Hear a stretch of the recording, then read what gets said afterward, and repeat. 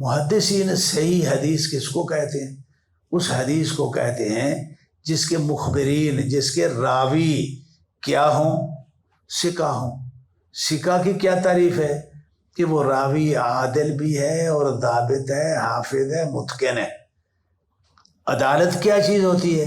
عدالت یہ ہوتی ہے کہ وہ کلی طور پہ، مجموعی طور پہ، مکمل طور پہ وہ راوی، وہ مخبر متقی ہے، جو تقوی کے شرعی تقاضے ہیں ان پہ وہ بالکل پورا اترتا ہے۔ وہ کبھی جھوٹ نہیں اس نے بولا، خیانتیں نہیں کرتا، غلط بیانی جو ہے وہ نہیں کرتا، غیر ذمہ دارانہ گفتگو نہیں کرتا، بیہودہ قسم کی حرکات نہیں کرتا۔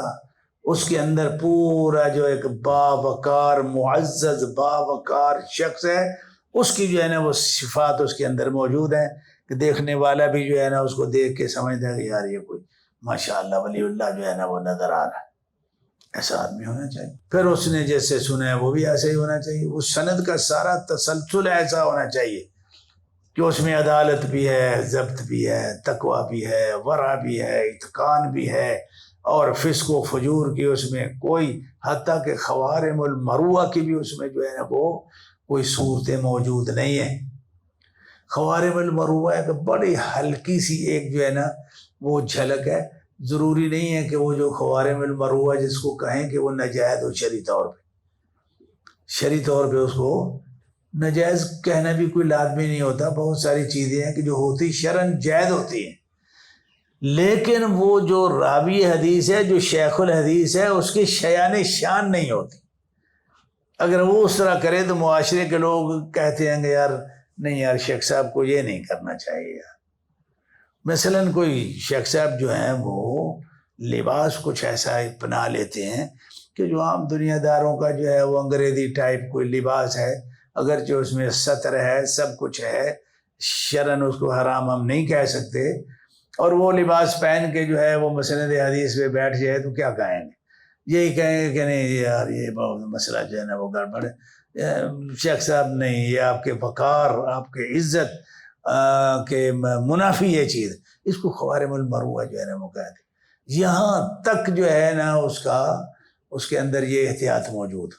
مطلب یہ کہ جو راوی ثقہ ہے، حدیث رسول صلی اللہ علیہ وسلم کو بیان کرنے کے لیے جس کی روایت کو ہم سچ اور صدق کا اس پہ حکم لگائیں گے، وہ راوی وہ شخص ہے جو اسلامی معاشرے کا عظیم ترین تقوی اور ورع میں، دیانت میں، عقل میں، متانت میں، وہ اسلامی معاشرے کا جو ہے سب سے اعلیٰ سٹیج کا وہ آدمی جو ہے نا وہ ہوتا ہے۔ وہ کوئی معمولی شخصیت نہیں ہوتا۔ اب شریعت جو ہے اللہ کے رسول صلی اللہ علیہ وسلم اور اللہ تعالیٰ نے جو شرعی اخبار ہیں، شرعی روایات ہیں، ان کو صدق اور سچ پہ پہنچانے کے لیے یہ شرطیں لگائی ہیں کہ اس کے راوی اگر ایسے ہیں تو اس کو سچ بھی مان لو، صدق بھی مان لو۔ اب اس میں عدالت کی شرط آتی ہے، عدالت ہے وَأَشْهِدُوا ذَوَيْ عَدْلٍ مِّنْكُمْ، یہ عدالت کی شرط تو قرآن نے لگائی ہوئی ہے، جو عام گواہ ہیں اس میں لگائی ہوئی ہے، جو راوی حدیث ہے اس میں بالاولیٰ جو ہے یہ شرط لگتی ہے۔ ضبط کی جو شکل ہے، شرط ہے، یہ بھی قرآن کے اندر اس کا تصور موجود ہے کہ اگر گواہی میں ایک مرد ہے تو پھر عورت مل رہی ہے تو عورتیں دو ہونی چاہیے، کہ اس میں اگر ایک کو غلطی لگے تو دوسری عورت اس غلطی کا ازالہ کر دے۔ یہ اتقان ہے، یہ ضبط ہے۔ تو یہ سارا سسٹم، ان جاءکم فاسق بنبأ فتبینوا، جو فاسق آدمی ہے اس کی خبر میں تبین کرو، اس میں جو ہے نا وہ دیکھو کہ یہ کیسا، اس کو ایسے ہی نہیں مان لینا، اس کو تحقیق کرنی ہے، اگر وہ سچ ہو تو مان لو، نہیں تو دھوکے میں نہ آؤ۔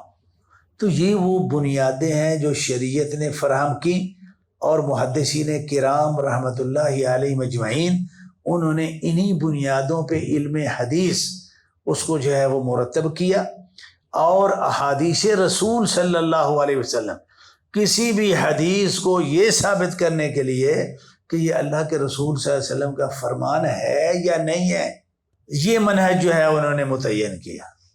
اب جو حدیثیں اس منہج کے مطابق صحیح ہو کے امت کے سامنے آتی ہیں، یہ حدیثیں یقیناً صحیح ہوتی ہیں.